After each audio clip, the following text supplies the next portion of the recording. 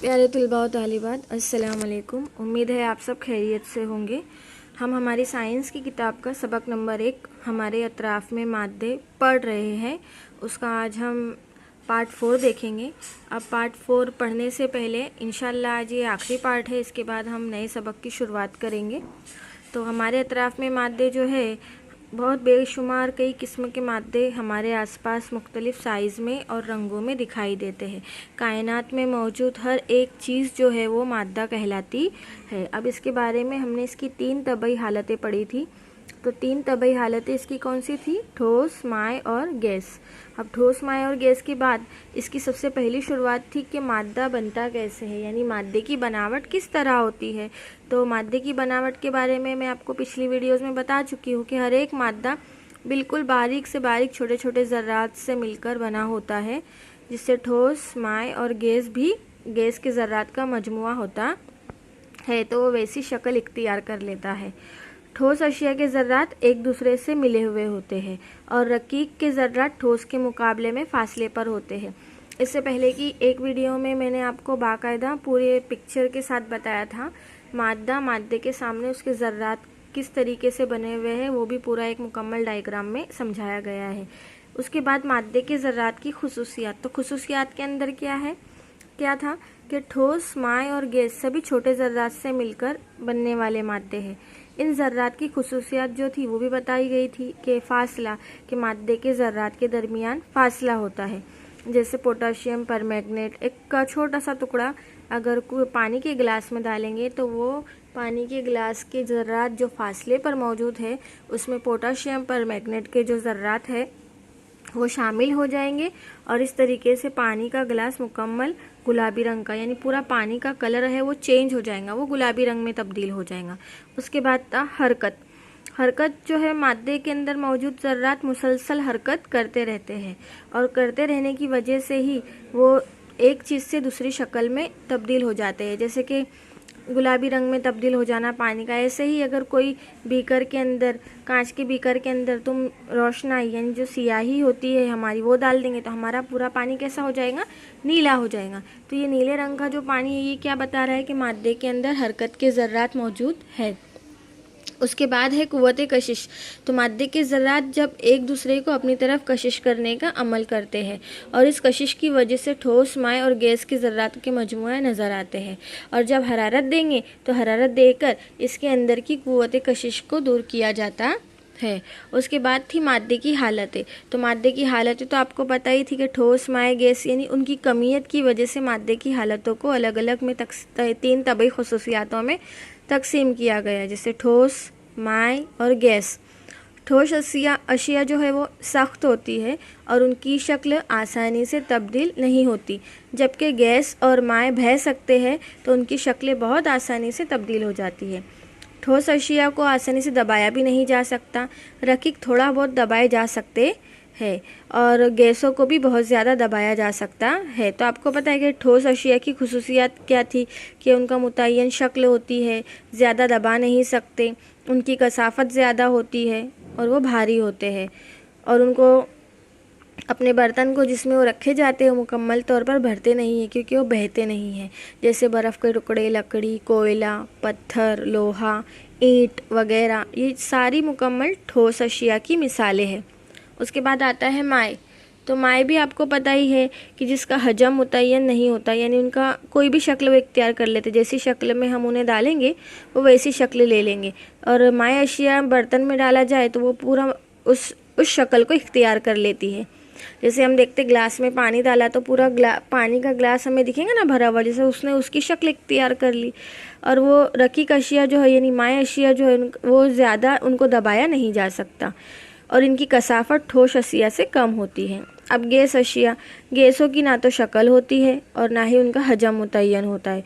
जिस बर्तन में होती है उसकी शक्ल और हजम इख्तियार कर लेती है और गैसों को आसानी से दबाया जा सकता है। गैसें अपने बर्तन को क्या करती है? मुकम्मल तौर पर भर देती है और आसानी से बहती रहती है, जैसे कि हवा, oxygen, hydrogen, carbon dioxide, nitrogen और पानी की भाप, ये सारी गैसों की मिसालें हैं। ऐसे इस सबक के बारे में इतनी सारी बेसिक मालूमात आपको तबखीर और उसके तबखीर के जो तस्ईद मादा है, उसकी तबखीर की मख्फी हरारत है, वो सब भी पिछली वीडियोस में बताया जा चुका है, आप उसके बारे में देख सकते हो। अब हम आगे पढ़ेंगे हमारे अतराफ़ में मादों में तबखीर का अमल। तो तबखीर का अमल क्या है?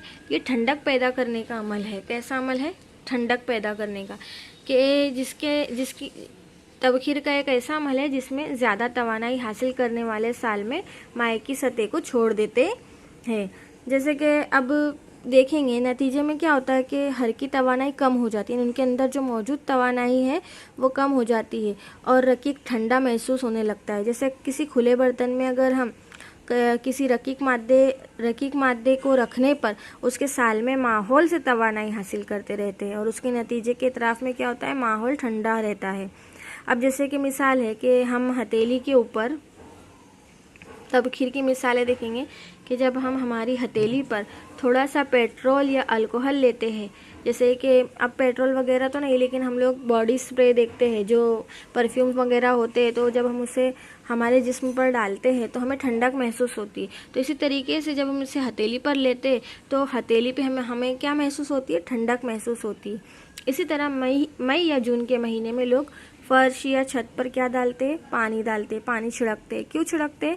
क्योंकि वो माहौल को ठंडा करते कि बहुत ज़्यादा गर्मी है और पानी छिड़क देंगे तो थोड़ी ठंडक महसूस होगी। तो ये ठंडक महसूस क्यों हो रही है? ये तबखीर के अमल से हो रही है कि जैसे ही छत पर या बाहर लॉन में हम पानी छाटते हैं तो वो जो मादे हैं वो हर की तवानाई हासिल करते हैं, जो पानी हमने छाटा वो, और वो इस तरीके से माए के ज़र्रात को छुट्टा करते हैं और छुट्टा करने की वजह से क्या होता है कि हमें थोड़ी ठंडक महसूस होती है। इसी तरीके से गर्मियों में जब हमें बहुत पसीना आता है तो पसीने के साल में माहौल से तवानाई हासिल करके बुखारात में तब्दील हो जाते हैं। अब हमें इतना पसीना आ रहा है लेकिन अब जब हम देखते हैं तो हमारा जिस्म हमें ठंडा महसूस होता है, यानी पसीना निकलता है और हमें हमारा जिस्म ठंडा महसूस होता है।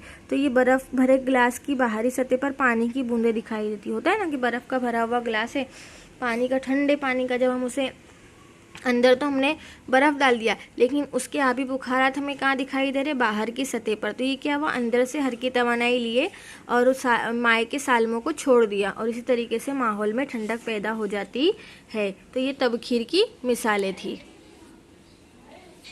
अब देखो यहाँ डायरेक्ट कुछ मुख्तसर से सवालात के जवाबात है जो मैं आपको समझाती हूँ। जैसे कि यहाँ पर है, तबई हालत की बुनियाद पर मादे को कितने हिस्से में तकसीम किया गया है? तो इसका जवाब है कि भाई तबई हालत की बुनियाद पर मादे को तीन, अब तबई हालत तो हम पढ़ चुके हैं ना कि मादे की तीन हालतें हैं तबई, ठोस, माए और गैस। तो इसका जवाब यही है कि मादे की तबई हालत की जो तीन किस्में हैं वो है ठोस, माए और गैस। यहाँ दूसरा सवाल है, दर्जे हरारत की मियारी इकाई क्या है? यानी जो दर्जे हरारत को नापा जाता है तो उसकी कोई इकाई होती है, तो वो इकाई क्या है? तो वो इकाई उसकी केल्विन है, जिसे कैपिटल के से जाहिर किया जाता है। अब सवाल नंबर 3 है, साल्मा या मॉलिक्यूल किसे कहते हैं? तो साल्मा और मॉलिक्यूल किसे कहते हैं ये देखेंगे जवाब में कि मादे का वो छोटा ज़र्रा जो आज़ाद हालत में रहता है साल्मा कहलाता है। अब देखते हैं ना साल्मा किससे बनता है? बहुत छोटे छोटे ज़र्रात से मिलकर जौहर बनता है और जौहरों के मजमूए से साल्मा बनता है। तो ऐसे ही बहुत सारे छोटे छोटे ज़र्रात जब आज़ाद हालत में रहते हैं तो वो साल्मा कहलाते हैं। अब उसके बाद चौथा सवाल है, तबाई हालत की बुनियाद पर मादे को कितने हिस्से में तकसीम किया गया है? ये भी वही सवाल है, तो इसका जवाब भी वही है, ठोस, माए और गैस। अब इसका सवाल नंबर 5 है, सीएनजी का पूरा नाम लिखे। तो आप सभी को पता होगा, सीएनजी का पूरा नाम नहीं भी पता है तो देख लीजिए, कॉम्प्रेस नेचुरल गैस सीएनजी का पूरा नाम है। सवाल नंबर 6 है कि मादे के दर्जे हरारत को कम करने पर उसके सालमों पर क्या असर पड़ता है? तो मादे के दर्जे हरारत को कम करने पर सालमों पर क्या असर पड़ेगा कि उसकी हर की तवानाई है वो कम हो जाएंगी। जैसे जैसे उसका दर्जे हरारत कम हम करने की कोशिश करेंगे तो उसके साल में जो है वो हर की तवानाई की वजह से उसके अंदर की मौजूद जो कुदरती हर की तवानाई है वो कम हो जाएंगे। अब 7वां सवाल है, अगरबत्ती की खुशबू दूर तक क्यों फैल जाती है? तो ये फैलने की वजह जो है, इसका नाम है, एक ऐसा अमल होता है जिसे नफूज का अमल कहते हैं। और ये नफूज के अमल की वजह से अगरबत्ती की खुशबू या किसी परफ्यूम की या कोई भी चीज़ की खुशबू हमारे पूरे घर में फैल जाती है।